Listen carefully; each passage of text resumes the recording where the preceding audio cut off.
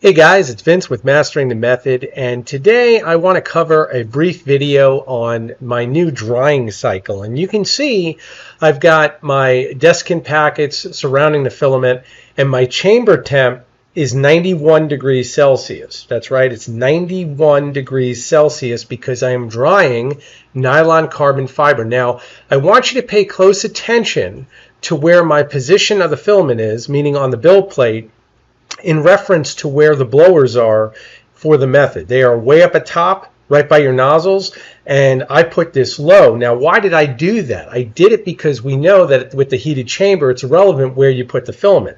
However, what is relevant is you do not want the filament directly where the blower's air is entering the chamber because it's much hotter than the actual temperature set of the chamber. And the reason we want to make sure that it's lower is we do not want to melt the plastic spool that the filament comes on.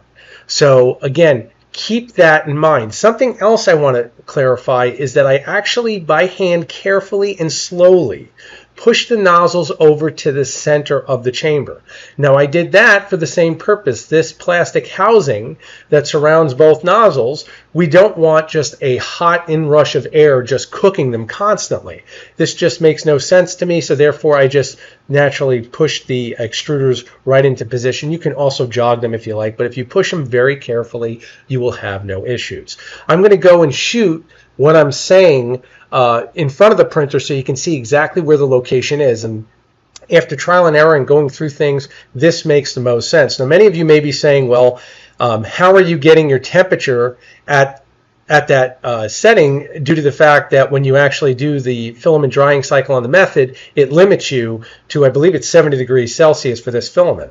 Well, once again, I am using Simplify 3D, and the latest version does have the heated chamber supported. You can see that right here. I have it set at 90 degrees Celsius, and therefore I can bump it up when required. Now, I'm going to tell you truthfully, with nylon carbon fiber filament, I highly recommend keeping that temperature as high as possible to really dissipate the moisture. Now, if you're doing it on a regular basis, of course, you're not going to have to run temperatures that high, but if you're not, you definitely want to make sure that the temperature is high enough to evaporate all that moisture, and of course, the desiccant packets certainly help. So now what I'm going to do is I will shoot in front of the printer to show you firsthand where the location is of the spool within the printer.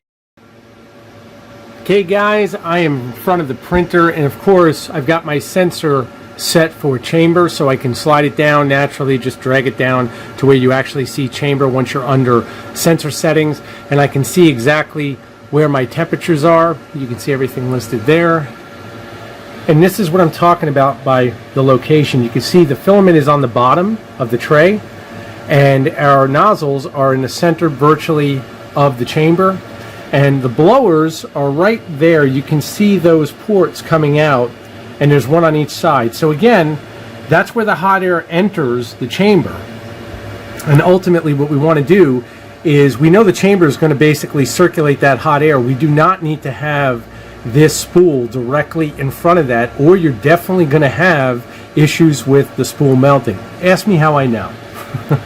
So that's why I'm telling you, it's better to just pay attention to where your proximity is and just take your time. And I'm telling you right now, this machine is awesome. I would run the drying cycle because I know that I'm going to get this question. I would run it probably at least 24 hours, depending upon naturally how much moisture your filament has. Now, if you're in double digits when you check your hygrometer sensor, and you know you're at 10, 11%, that's where I always like to do a cycle, and typically I'll go between 24 and sometimes 48 hours myself.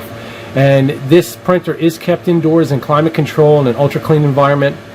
But again, you have to pay attention to these variables. Hygroscopic filament, you're definitely going to have to dry. Makerbot's filament is excellent quality, but it does require drying regularly. So keep that in mind. So again, guys, I hope that the video has been helpful. I hope you guys check out the drying cycle temps inside of Simplify, so you can definitely accelerate your drying. If the video helped, please give a thumbs up. It definitely helps the channel. Take care.